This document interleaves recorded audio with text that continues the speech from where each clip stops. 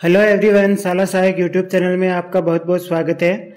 और आज के इस वीडियो में हम बात करने वाले हैं राजस्थान सरकार की 3 महत्वपूर्ण घोषणाओं के बारे में और उन पे जो हाल ही में आदेश जारी किए गए हैं उनको आपको अच्छी तरीके से मैं समझाने की कोशिश करूंगा। अगर आप इस चैनल पर पहली बार आए हैं तो प्लीज़ इस चैनल को सब्सक्राइब कीजिए ताकि ऐसे इन्फॉर्मेटिव कंटेंट आपको रेगुलर मिलते रहें। तो अब हम राजस्थान सरकार की 3 महत्वपूर्ण जो आदेश अभी हाल ही में जारी किए गए उनके बारे में बात करने वाले हैं। तो इन आदेशों में एक तो पेंशन योग्य सेवा की जो आयु थी वो 28 वर्ष से घटाकर 25 वर्ष कर दी गई है, इसके बारे में हम बात करेंगे। दूसरा, एसीपी और पदोन्नति पर वेतन निर्धारण में कुछ परिवर्तन किया गया है, उसके बारे में बात करेंगे। और 1 जनवरी और 1 जुलाई को अब जो कर्मचारियों को वार्षिक वेतन वृद्धि देय होगी वो किस प्रकार से देय होगी और वो ये फायदा किस किस कार्मिक को मिलेगा, इसकी बात हम आज इस वीडियो में करने वाले हैं। तो वीडियो में आगे बढ़ने से पहले प्लीज़ इस चैनल को थोड़ा एक वीडियो पर लाइक कर दीजिए ताकि हमें काम करने के लिए मोटिवेशन मिलता रहे।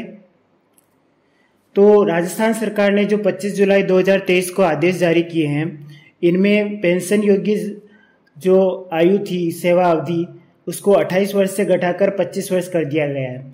यानी पहले अगर आपको 28 वर्ष की सेवा पूर्ण करने पर आपको आपकी जो मूल वेतन की आधी राशि पेंशन के रूप में दी जाती थी, अब वो ही राशि आपको 25 वर्ष की सेवा पूर्ण करने पर दी जाएगी। यानी पहले अगर आप 28 वर्ष से कम सेवा करते थे तो आपकी जो राशि थी वो आनुपातिक रूप से कम हो जाया करती थी, लेकिन अब ऐसा नहीं होगा।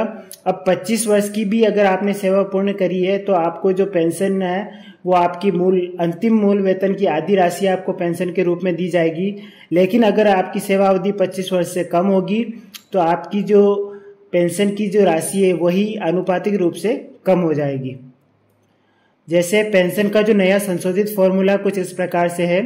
पेंशन की गणना के लिए जो अंतिम आहरित परिलब्धियां थी, यानी जो अंतिम आपको वेतन मिला है मूल वेतन और प्लस डीए, उसकी जो आधी राशि है वो आपको पेंशन के रूप में मिलती है अगर आप 25 वर्ष की जो सेवा पूर्ण करते हैं। यानी आपकी अर्हकारी सेवा की पूर्ण 6 माह की जो अवधि है वो 50 होती है।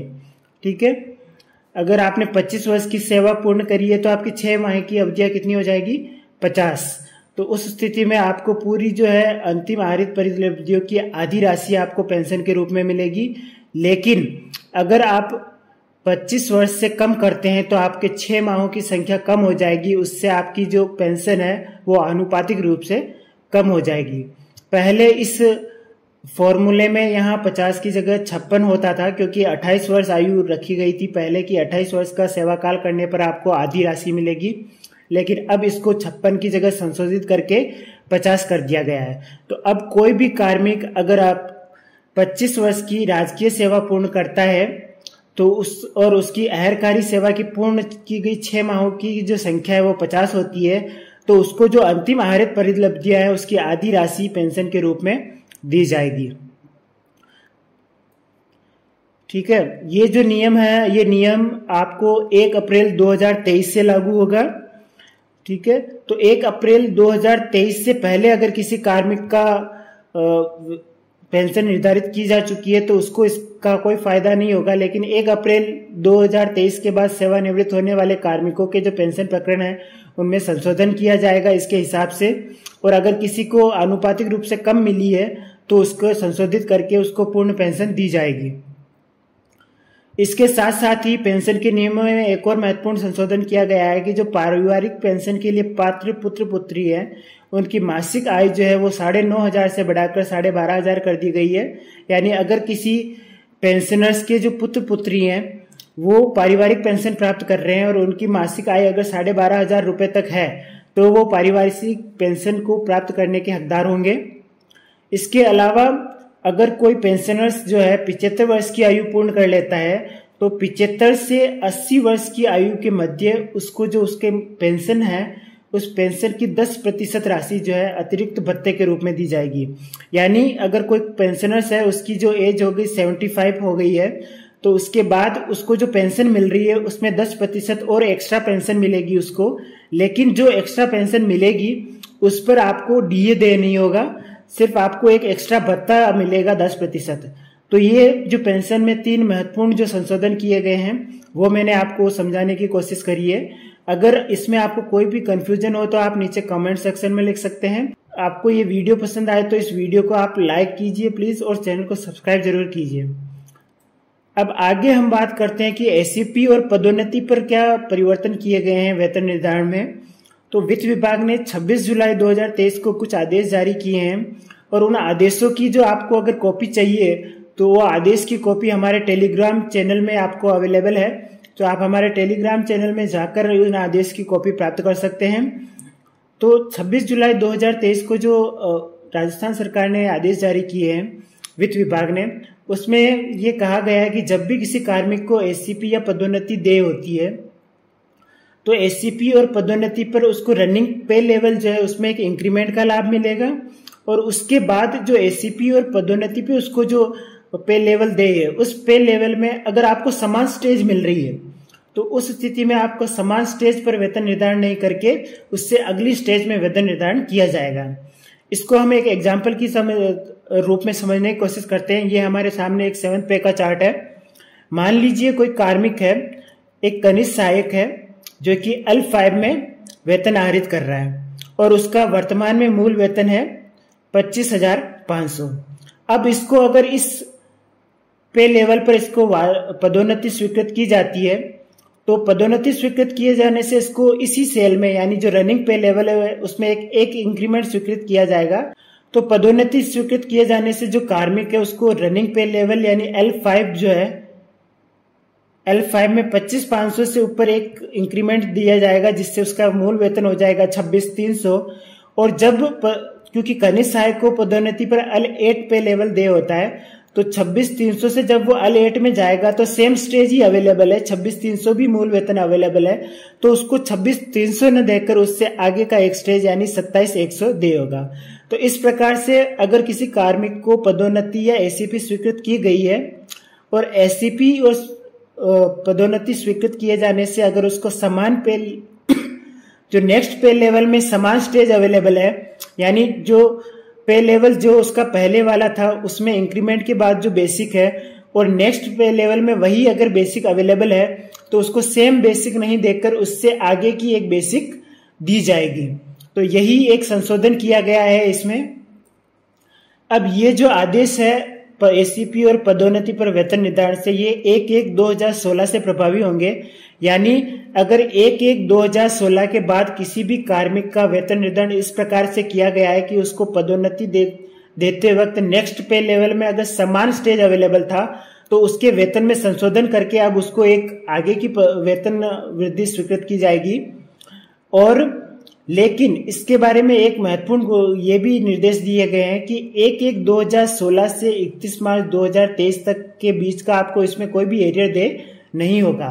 यानी एससीपी पर और पदोन्नति पर अगर आपके वेतन में संशोधन किया जाता है इन नियमों के आधार पर तो आपको 1 जनवरी 2016 से 31 मार्च 2023 के बीच की अवधि का कोई भी एरियर दे नहीं होगा।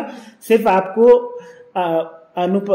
आपको नोशनल लाभ मिलेगा इसका, और 1 अप्रैल 2023 से आप इसके एरियर को पाने के भी हकदार होंगे।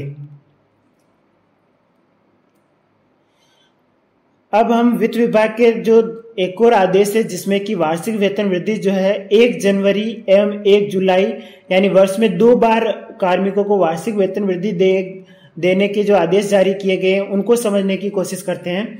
तो वित्त विभाग ने जो 26 जुलाई 2023 को आदेश जारी किए हैं उनमें पुनरीक्षित वेतनमान 2017 में कुछ संशोधन किए हैं। इसमें संशोधन के हिसाब से क्या है कि अगर किसी कार्मिक का जो स्थायीकरण 1 अप्रैल 2023 से 30 जून 2023 के बीच होता है तो उसको वार्षिक वेतन वृद्धि 1 जुलाई को ही दे होगी। यानी ये जो नियम है वो 1 अप्रैल से लागू है, 1 अप्रैल 2023 से। तो 1 अप्रैल 2023 से 30 जून 2023 के बीच अगर किसी कार्मिक का स्थायीकरण होता है तो उसको वार्षिक वेतन वृद्धि 1 जुलाई को ही दे होगी। लेकिन भविष्य में अगर 1 जुलाई से 31 दिसंबर तक किसी कार्मिक एक मध्यम अवधि में किसी कार्मिक का स्थायीकरण होता है तो उसको वार्षिक वेतन वृद्धि 1 जुलाई को स्वीकृत न करके 1 जनवरी को स्वीकृत की जाएगी। यही नए नियमों में संशोधन किया गया है। यानी अगर किसी कार्मिक का स्थायीकरण 1 जुलाई से 31 दिसंबर के बीच हो जाता है तो उसको 1 जनवरी को वार्षिक वेतन वृद्धि स्वीकृत की जाएगी। लेकिन ये नियम 1 अप्रैल 2023 के बाद ही लागू होंगे। तो पहले ये था कि अगर 1 जुलाई से 31 दिसंबर यानी किसी भी कार्मिक को जो वार्षिक वेतन वृद्धि है वो 1 जुलाई को ही देनी होती थी, लेकिन अब साल में 2 बार जनवरी और जुलाई, 1 जनवरी और 1 जुलाई दोनों पर आपको वार्षिक वेतन वृद्धि दे होगी। लेकिन अगर किसी कार्मिक को 1 जनवरी को वार्षिक वेतन वृद्धि स्वीकृत की गई है तो भविष्य में भी उसको वार्षिक वेतन वृद्धि 1 जनवरी को ही स्वीकृत की जाएगी।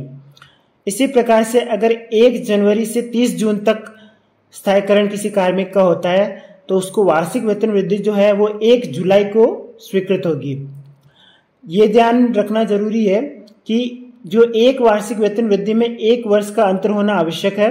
यानी अगर आपको वार्षिक वेतन वृद्धि पहली जो 1 जनवरी को दी गई है तो भविष्य में भी आपको वार्षिक वेतन वृद्धि फिर 1 जनवरी को ही दी होगी। उसी प्रकार अगर किसी कार्मिक को वार्षिक वेतन वृद्धि पहली जो है 1 जुलाई को स्वीकृत हुई है तो भविष्य में उसको सारी वेतन वृद्धियां 1 जुलाई को ही स्वीकृत की जाएंगी। ये जो नियम है वो 1 अप्रैल 2023 से लागू होने वाले हैं। ठीक है, तो अब इन नियमों को मैंने आपको बहुत ही अच्छी तरीके से समझाने की कोशिश करी है, इसलिए इस वीडियो को लाइक जरूर कर दीजिए। अब ये जो नियम है इसको हम एक उदाहरण की सहायता से समझने की कोशिश करते हैं। मान लीजिए कोई कार्मिक है, उसको 1 जुलाई 2021 का ज्वाइनिंग है, यानी उसने 1 जुलाई 2021 को कार्यग्रहण किया है, तो उसका स्थायीकरण होगा 1 जुलाई 2023 को। ठीक है, अब 1 जुलाई 2023 को स्थायीकरण होने वाले कार्मिक जो है उसको प्रथम वार्षिक वेतन वृद्धि जो संशोधित नियम है उनके हिसाब से दे होगी 1 जनवरी 2024 को। तो 1 जनवरी 2024 को इसको वार्षिक वेतन वृद्धि दे होगी। और क्योंकि वार्षिक वेतन वृद्धि में 1 साल का अंतर होना जरूरी है, इसलिए भविष्य में जो इसको आगामी वार्षिक वेतन वृद्धि होगी वो 1 जनवरी 2025 को दे होगी। ठीक है, तो इस प्रकार से आप इन नियमों को समझ सकते हैं। अब भी अगर आपके मन में कोई भी कंफ्यूजन हो तो नीचे कमेंट सेक्शन में आप लिख सकते हैं, मैं आपको उसका जवाब जरूर दूंगा। वीडियो पसंद आया तो वीडियो को लाइक और चैनल को सब्सक्राइब कीजिए।